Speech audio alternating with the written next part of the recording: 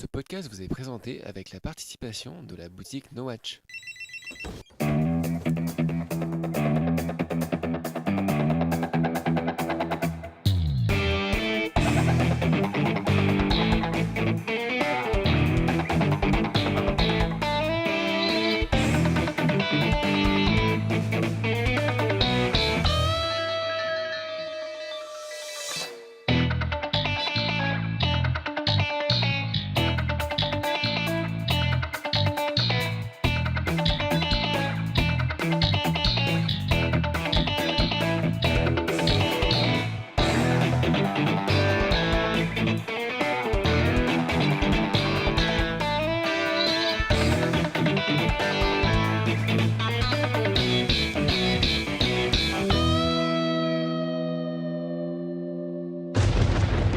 当家で切腹をなさりたいと承った千々岩求めと申す老師が当家を訪ねてまいった。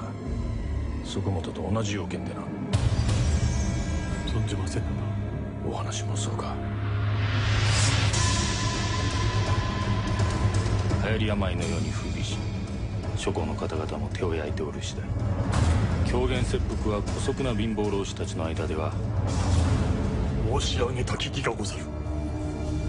何これまやだ。こちらに参いかにも手前が存じよりのもの。父上、分か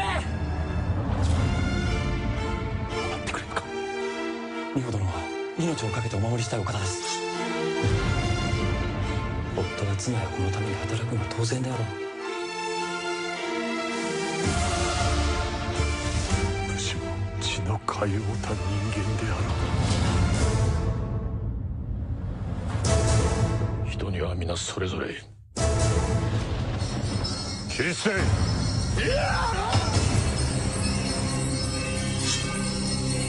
一日だけお願いでござる。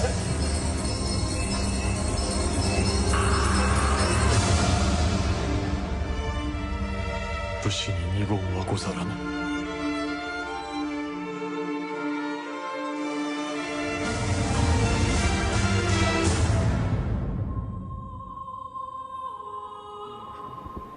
Bonjour à tous, bienvenue dans un nouvel épisode de Cinefuzz. Salut à tous. Avec un nouveau décor encore une fois. Là on a un petit peu changé, encore on a fait une ambiance un petit peu à la Pusher. En fait on se cherche toujours, c'est quoi. Ça, ouais. C'est pas possible. On a trouvé une ambiance un peu à la Pusher, un peu plus sombre, mais comme ça on va pouvoir prendre de la drogue en même temps. Vous voyez des couleurs un petit peu mystiques. Et alors limite, en fait, ça devrait être les ça, couleurs de côté, la caverne ça, du Fuzz, ouais, tu ça. sais. En fait ce qui s'est passé c'est qu'on vient de sortir de la production du Chapoté. Et ça n'explique rien ce qui se passe ici. En fait, en gros, dehors il faisait trop froid, voilà. Donc on a demandé au Gaumont Opéra si on pouvait tourner dans leurs locaux, et puis finalement on est là avec juste le logo qui est là. Logo Ils ont gentiment accepté, donc on les remercie. Hein. Donc ça part d'une idée qu'on avait trop froid en fait. Voilà, c'est ça, on avait trop froid. Et donc, donc cette semaine on va vous parler de deux films. Donc Harakiri. J'ai oublié le surnom du truc. Harakiri. La mort d'un samouraï. La mort d'un samouraï de Miike Takeshi, et ensuite Le Chapoté de Chris Miller. Donc Chapoté, voilà. Donc c'est un peu une spéciale épée, une spéciale lame. Ouais. Épée, sabre, et tout Voilà. ce que vous voulez. Épée, sabre et tout ce que vous voulez qui peut rentrer dans la chair des gens. Voilà. C'est pointu quoi. Voilà, c'est ça, tout ce qui est pointu. Donc, on commence par quoi? On commence par Harakiri peut-être? Qui Oui, veut nous Harakiri. présenter Harakiri? Ben, je viens te le faire si tu veux. Ok, bah vas-y. Alors, donc Harakiri, c'est un remake de Takashi Miike. Miike, on vous le présente plus, on vous en a parlé pour The Brahman, etc. Un réalisateur un peu dingue. Et en fait, récemment, il a fait deux adaptations, enfin deux remakes de grands chefs-d'œuvre du cinéma japonais, donc qui étaient donc 13 Assassins, qui est remaké du film de Ichikudo, et là donc Harakiri du film de Masaki Kobayashi. Donc c'est 50 ans plus tard, c'est intéressant parce que là, du coup c'est un office de vrai remake, c'est pas juste pour s'adapter à une autre population. Alors l'histoire de Harakiri, c'est qu'en fait le Japon est unifié, les samouraïs en fait ils ont plus rien à faire et la misère s'installe parce que c'est les riches en fait, c'est ceux qui ont les grands fiefs, donc c'est les samouraïs eux-mêmes, alors que finalement il y a plus de guerre, il y a plus rien, ils s'ennuient, et c'est tous les autres qui devraient à la rigueur qui travaillent réellement en fait qui sont dans la pauvreté. Bon, C'est la crise quoi. c'est la crise. Voilà, c'est ça. Hein. Donc quoi que ça va beaucoup changer. Donc, Oui, voilà. Et donc qu'est-ce qui se passe? Alors en fait, il y a un homme qui se présente pour justement faire harakiri. Donc c'est un suicide rituel. Ouais. Voilà, c'est ça. Et il s'avère qu'on va essayer de lui en dissuader parce qu'il y a c'est une mode, il y a beaucoup de harakiri pantomime. C'est-à-dire des faux qui incitent un peu les fiefs à leur donner un petit peu d'argent, les prendre un peu en pitié. Et il s'avère qu'en fait, justement, le seigneur du fief va lui exposer une histoire. C'est que quelques jours plus tôt, il y a un jeune homme qui se prétendait issu d'une lignée samouraï qui en fait a demandé la même chose, un harakiri. Et en fait, il avait un sabre en bois. Et ils lui ont obligé, parce que normalement un samouraï, pour sauver son honneur, donc se fait harakiri, mais se fait harakiri avec son sabre. Et du coup, en fait, ils l'ont un peu contraint de se suicider avec un sabre en bois. Et donc on va voir qu'en fait ces deux hommes, suicide forcé, quoi. Voilà, ces deux hommes en fait ils sont liés. Voilà, je vais pas en dire plus. Ouais, c'est une série de flashbacks, etc. Voilà. Bon, alors Fabien, qu'est-ce que t'en as pensé? Alors donc moi je connais beaucoup le film original. Je l'avais vu il y a quelques temps. Ce qui est drôle, c'est que le film original avait eu le prix spécial du jury à Cannes en 63. Donc l'histoire se répète. Là, le film avait été présenté cette année à Cannes également. Il était présenté en 3D. Présenté en 3D, oui. Alors que nous on l'a vu en 2D, malheureusement. On peut se demander, mais quel est l'intérêt de refaire un film comme ça qui est très connu et auquel il faut pas toucher. Quel est l'intérêt de refaire un film Alors il y a une mode au Japon là, ils sont en train de refaire ils sont en train de refaire tous leurs films, tous leurs grands classiques du film de sabre. Là, ils ont refait 2 films de Akira Kurosawa, La Forteresse cachée et Sanjuro, et donc Takeshi Miike s'y met lui aussi avec donc les 13 assassins et comme l'a dit Philippe et donc ce harakiri. J'ai beaucoup aimé ce remake. J'ai été très très surpris par le film. Le film original de Kobayashi, ce qu'on retient, c'est surtout une vision extrêmement noire. La condition humaine, enfin chez lui, c'est toujours quelque chose d'horrible. T'as beau essayer de te soumettre envers l'ordre établi, tu sais que t'es foutu à l'avance. Et c'est surtout ça. D'ailleurs, elle a fait une grosse trilogie, un pan du cinéma asiatique qui est la condition humaine. La condition humaine. Et moi, c'est surtout ça que j'avais retenu du film original et pas du tout l'intrigue. Avec cette histoire de famille, cet homme qui élève sa fille et son petit-fils et tout ça. Et là, ce qui ressort du film du Miike, c'est une vision finalement très humaine, dans laquelle le héros va décider que finalement ce qui est mieux dans la vie, plutôt que l'honneur, c'est d'élever ses enfants, d'élever son petit-fils. C'est que finalement les petits bonheurs du quotidien font que c'est ça c'est ça qui fait que la vie c'est très bien. Et je trouvais que ça me rappelait un autre film sorti il y a quelques années qui s'appelait le Samouraï du crépuscule de Yoji Yamada, dans lequel le héros prenait conscience que finalement la vie c'est bien d'être l'honneur, c'est pas se battre contre des gars, c'est de gérer sa famille. C'est rare de voir Takeshi Miike mettre autant de sobriété et de justesse dans l'émotion en fait. Bon, il faut dire ce qui est, c'est quand même un gros bourrin à la base. Et là, le fait qu'il représente ces personnages avec tellement de dignité, mais vraiment avec extrêmement de recul, mais en même temps beaucoup, j'ai pas envie de dire de douceur, mais de dignité, c'est quelque chose qu'on a rarement. De distance. De distance polie, voilà, on va dire. C'est aussi, moi, la première fois que je le vois aussi pathétique. Oui, voilà. Il y va à fond. Hein. Il va à fond. C'est vraiment la misère, c'est dur. Il remet des flashbacks pour un petit peu alourdir la chose. C'est le petit point noir que j'aurais trouvé dans le film. Et enfin, techniquement, le film est une merveille. On a l'impression vraiment de revoir un film des années 50-60 avec la couleur en plus, où là, vraiment, il rejette tout ce qui est de l'ordre du numérique pour vraiment nous refaire vraiment un Chambara à l'ancienne, et on a vraiment cette sensation de texture, vraiment comme tu disais, dans les décors, dans les costumes, dans les traits des personnages. Moi je me suis dit, même si c'est un remake, il a au moins le mérite de le refaire à l'ancienne. Maintenant, c'est un très très bon film, mais pour faire un chef-d'œuvre absolu maintenant, il faudrait vraiment qu'on lui file un scénar original. Voilà, tiens, vas-y Romain. Ok. J'ai pas grand chose d'autre à dire en fait. C'est vrai que quand tu vois la carrière de Takeshi Miike, surtout ces dernières années, c'est assez impressionnant de se dire que c'est la même personne qui a fait Zebraman 2, qu'on a chroniqué dans la caméra diffuse, et ce film donc et le harakiri, quoi. Parce que la réalisation a rien à voir, la mise en scène est très différente. Il y a effectivement une certaine sobriété, une sorte de respect par rapport à l'œuvre originale. qui est assez étonnante et justement qui correspond pas à la façon dont on fait des remakes maintenant en fait. Mais tu sais que en fait s'il y avait des historiens du cinéma dans 50 ans, s'ils analysaient l'œuvre de Mickey, ils se suicideraient quoi, parce qu'ils comprendraient. Mais en même temps je me dis c'est génial d'avoir une film. Quand je regardais le film, je me disais c'est ouf que c'est lui qui fait Zebraman 2 et c'est génial d'avoir une filmographie comme ça. Le mec il peut dire qu'il a fait il a fait du cinéma d'horreur gore, du V-cinéma, des films de super-héros japonais et il a réussi à faire vraiment un bon mélodrame Jidaigeki quoi. Ça je trouve ça bien. Juste un truc, c'est que quand les Japonais font des remakes ou adaptent des œuvres connues, ils changent peu de choses. Ils le font vraiment toujours avec une grande déférence envers l'œuvre originale, que ça soit dans les films ou même dans le manga ou dans l'animation. Il y a souvent des variations dans le cinéma japonais. C'est assez souvent qu'ils refont la même histoire, les mêmes.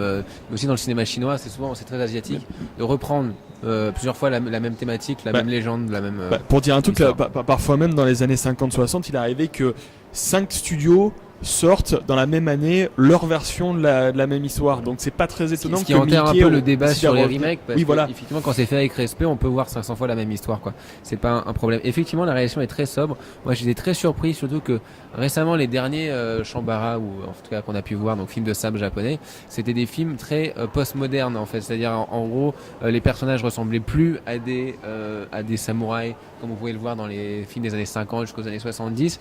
On avait des gens qui avaient voilà le côté très androgyne des Japonais maintenant. Il y avait une dimension un petit peu plus pop. Oui, et puis il y avait le côté androgyne des Japonais. Oui, ce que je disais à Fabien, je disais je sais pas comment je vais faire pour croire que des mecs de maintenant, des acteurs japonais de maintenant qui sont vraiment plus dans la même époque vont incarner une sorte de virilité, la virilité d'un samouraï comme on l'a vu dans les années 50. Et ce qui est étonnant, c'est que ça marche très bien. C'est que ça fait très longtemps effectivement, visuellement, on dirait, on a l'impression que c'est un travail absolument fantastique. Un vrai travail très posé comme il y en avait à l'époque, et en plus les acteurs imposent quelque chose qu'on n'avait pas vu depuis le Samouraï du Crépuscule, qui étaient les derniers films de samouraï modernes. Je pense que c'est une sorte de trilogie. Voilà, enfin c'est très étonnant, et en même temps ça apporte quelque chose par rapport au film de samouraï d'avant, c'est-à-dire qu'il y a une vraie sensibilité du personnage principal. Exactement. Qui va pleurer, qui va faire, et malgré qu'il pleure, malgré tout ça, et ben il reste viril, il reste le samouraï de l'ancienne époque, et donc on arrive à avoir ce mix de modernité qu'on n'a jamais réussi à avoir depuis 10 dernières années dans le film de Shambara. Donc pour moi c'est la grosse surprise de cette fin d'année.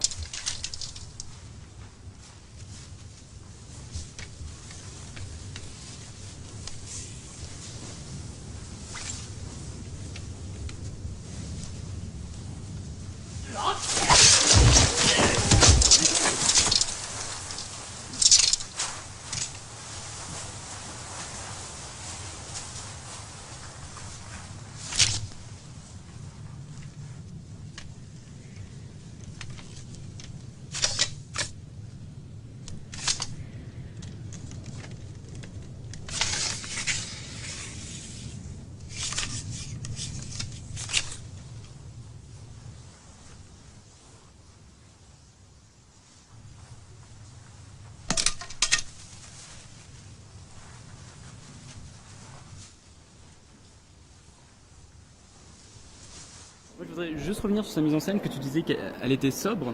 Alors en fait, on a l'impression qu'il fait vraiment un film de studio des années 50, parce que c'est que des travelling très bien je crois que c'est aussi du vachement à la 3D. Oui, alors justement, il a réalisé ce film en 3D, donc déjà les Japonais qui font ça, c'est exceptionnellement rare.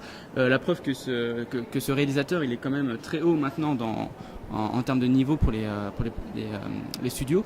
Et en fait, il fait que des amorces un petit peu partout, des petits travelling qui font que si vous le voyez pas en 3D, parce que nous on l'a pas vu en 3D, parce qu'il est pas diffusé, il sortira pas en 3D. Mais déjà c'est très bien. Voilà, c'est dommage. On les comprend un petit peu les éditeurs français aussi pour ça, parce que déjà c'est rare les gens qui vont les voir. C'est pas une grande distribution. C'est pas non plus une grosse major qui distribue. Et je me dis que c'est quand même dommage parce qu'on a perdu quelque chose. Surtout que ceux qui l'ont vu en 3D, il paraît que ça donne un petit plus. Ouais, mais comparé à comment des fois on diffuse les films 3D dans certaines salles, je préfère que ça me gâche pas la qualité. Moi je l'ai vu en pellicule, en projo, et ça m'a fait du bien, quoi. Voilà, en 35, etc. Voilà. Donc, je voulais juste dire, ce qui est drôle, c'est que là, il a enchaîné 2 super films, apparemment. Donc 2 super films classiques, Shambara, qui te remettent Mickey au devant de la scène en te disant en fait, il sait faire. Et le prochain film qu'il fait, c'est l'adaptation de Phoenix Wright, le jeu vidéo. Et c'est totalement outrancier et c'est n'importe quoi. Donc je sais toujours pas sur quel pied danser avec ce réal. De toute façon, je pense c'est n'importe quoi. Je sais pas si tu as vu les images. putain, c'est mon dieu. Je pense qu'il va faire deux carrières parallèles. Il fait les mêmes gestes et tout. Je pense qu'il va faire 2 carrières parallèles. Il va pas arrêter sa carrière de réalisateur footrack parce qu'il a fait 2 films de sabre super. Mais en fait, je crois qu'il y a le Takashi Miike, l'enfant, clairement, qu'il n'a jamais quitté. Et il y a le grand cinéphile. Parce que c'est un grand cinéphile, il adore toute la preuve, il a fait 2 remakes, il adore toute la culture japonaise en plus, et je pense que c'est ça sa patte. Moi ça me ferait chier de voir Mickey tout le temps maintenant cantonné dans un seul style. Moi je veux le voir fou, je veux être à chaque fois, je veux être tout le temps étonné en fait, je veux être étonné. Comme là il nous a étonné en nous pondant deux petits chefs-d'œuvre. Moi, ce que j'aimerais bien, le rêve, ce serait qu'un jour il arrive à réaliser sa version de Zatoichi, qui a finalement été faite par Kitano, mais parce qu'à un moment donné, il avait été prévu dès les années 90 qu'il fasse une version de Zatoichi, le fameux sabreur aveugle. Et quand je vois tout ce qu'il peut mettre dans Harakiri, mais en même temps, quand on connaît son côté complètement timbré, s'il arrive à faire l'équilibre entre les deux, il pourrait nous faire un Zatoichi. Je sais pas s'il y arriverait. Là, il partirait dans une sorte de Jageki avec de l'exploitation bizarre. Ouais, mais tant qu'il nous refait pas Azumi, moi ça va. Ou tant qu'il nous fait pas Western Django. Mais bon, bref. On va passer à autre chose. Juste avant, je voulais parler de nos sponsors. Les sponsors, on l'a pas dit, c'est quoi? C'est la boutique No Watch. La boutique No Watch. Donc n'hésitez pas à aller sur le site internet, cliquez sur la boutique No Watch. Il y a plein de t-shirts, plein de goodies, comme dirait Fabien, à l'effigie de vos podcasts préférés, notamment Scud qui vient de se terminer avec le dernier t-shirt de Scud. Et dépêchez-vous puisque ça va bientôt s'arrêter. La charte graphique va changer. Donc tous ces t-shirts vont être collecteurs. Donc dépêchez-vous, là c'est Noël. Profitez-en, en plus ça nous aide un petit peu. Au lieu de faire des dons, vous achetez vos t-shirts. C'est vrai que c'est une bonne idée cadeau. C'est vrai. Bonne idée cadeau, un bon petit shirt No Watch. Voilà. Tu te fais ça à ta copine. Elle sera super heureuse.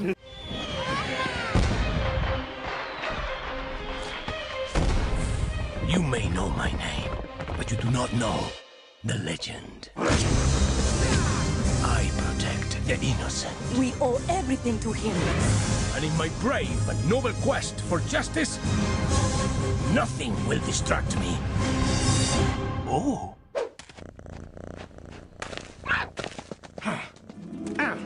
Donc oui, donc Puss in Boots, donc ça c'est plutôt, là c'est un spin-off, donc un film dérivé de l'univers de la franchise qui a tellement marché de Shrek. Après 4 Shrek, ils se sont dit on va peut-être arrêter avec Shrek et on va faire un spin-off du personnage du chat poté, donc qui était incarné par Antonio Banderas, qui faisait la voix, donc un chat qui fait de l'épée, qui ressemble plus ou moins à Zorro, ça tombe bien parce qu'Antonio Banderas a fait Zorro, voilà, et il est poté, exactement. Donc là le film sort au même moment qu'Harakiri, donc c'est pour ça qu'on en parle. On vient de le voir. C'est un film qui est réalisé par Chris Miller. C'est un. Il a fait Shrek 3 et 4, je crois. Est-ce que c'est une préquelle ou c'est un. En tout cas, c'est pas trop. Non, c'est alternatif puisqu'il n'y a aucune référence. C'est une histoire. Il n'y a pas Shrek. C'est une histoire différente.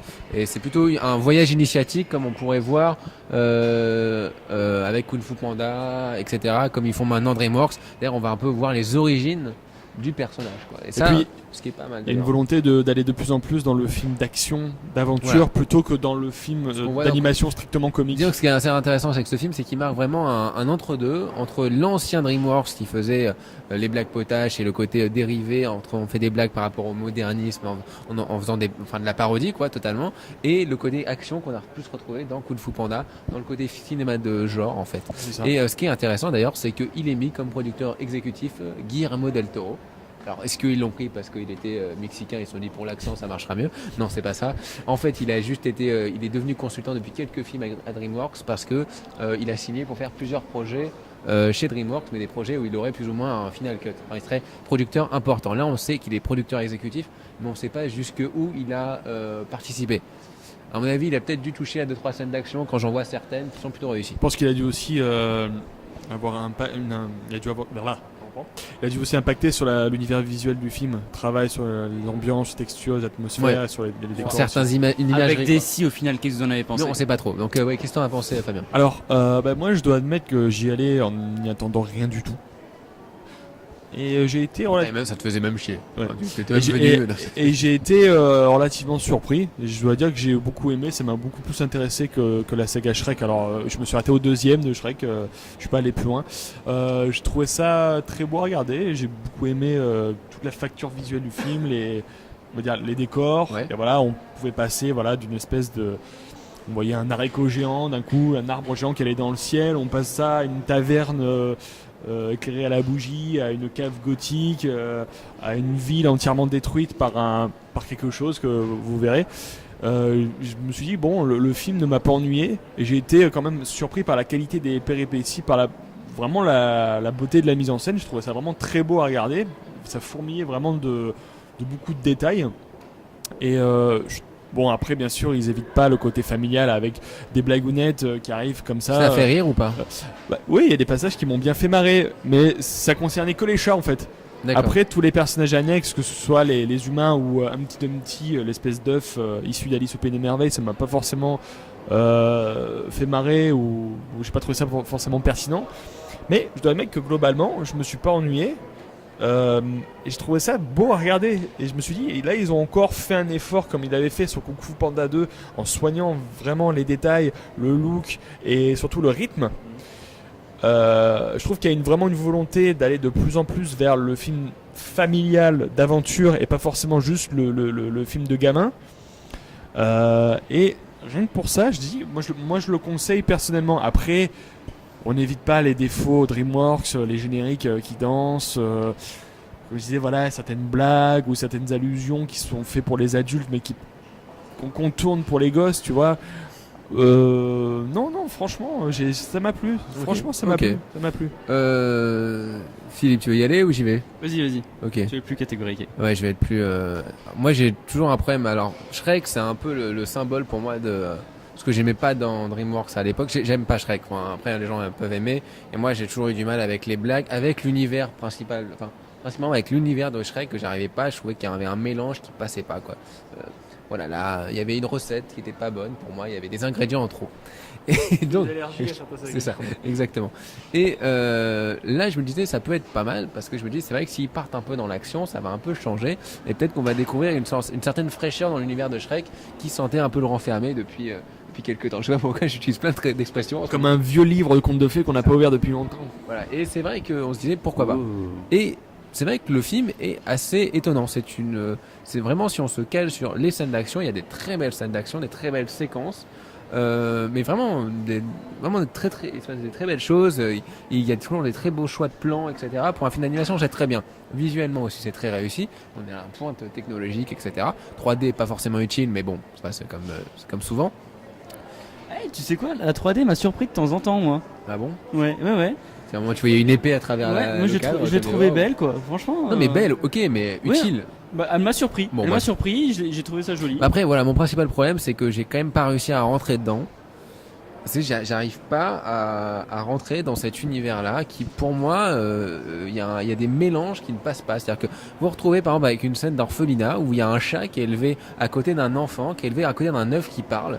Ne me demandez pas pourquoi il y a un mec qui parle et qui est bleu.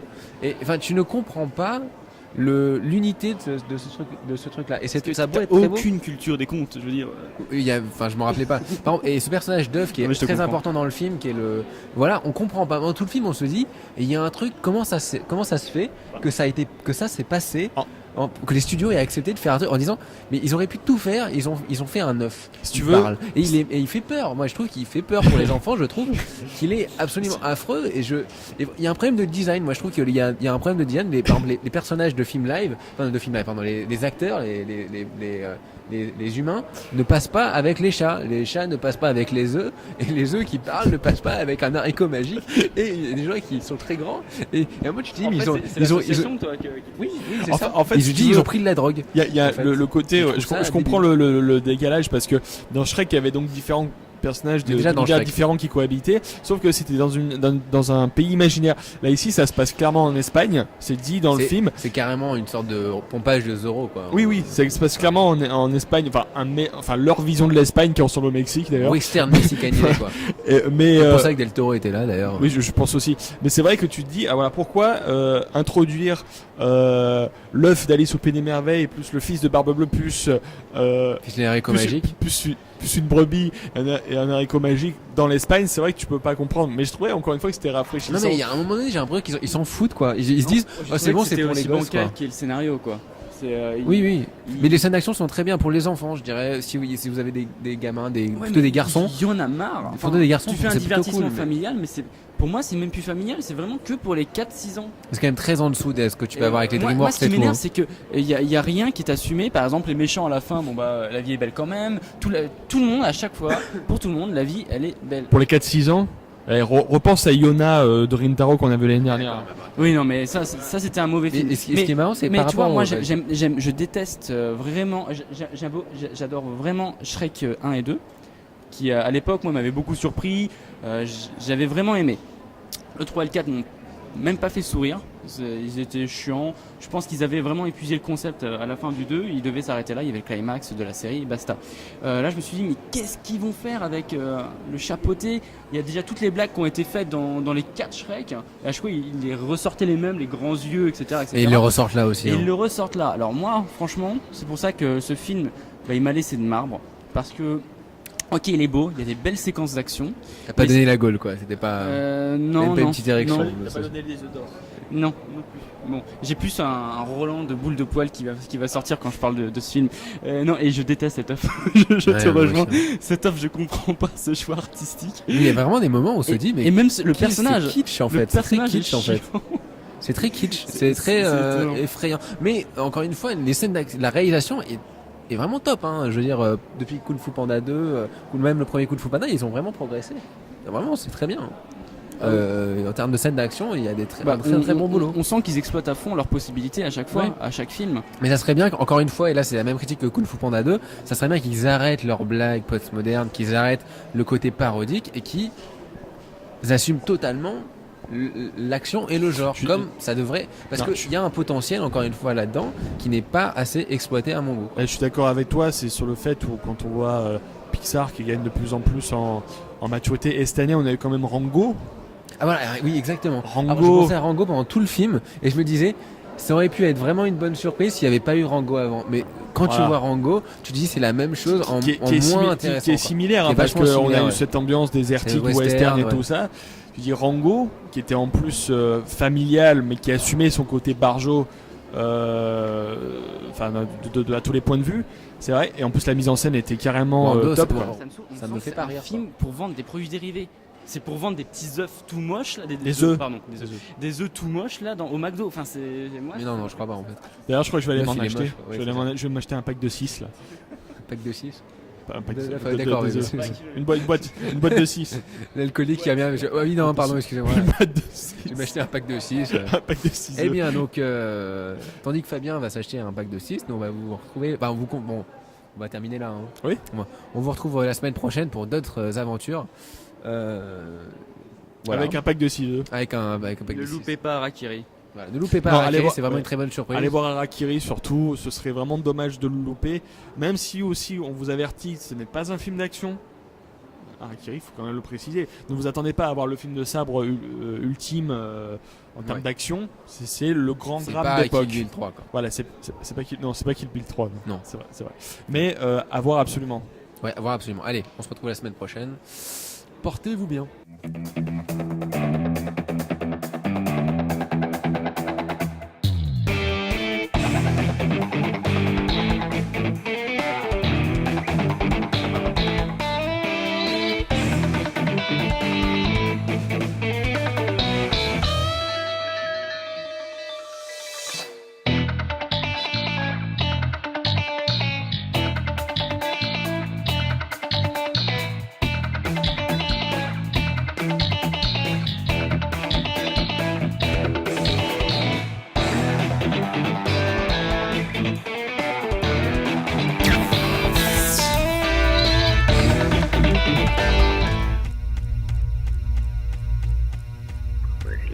mattered.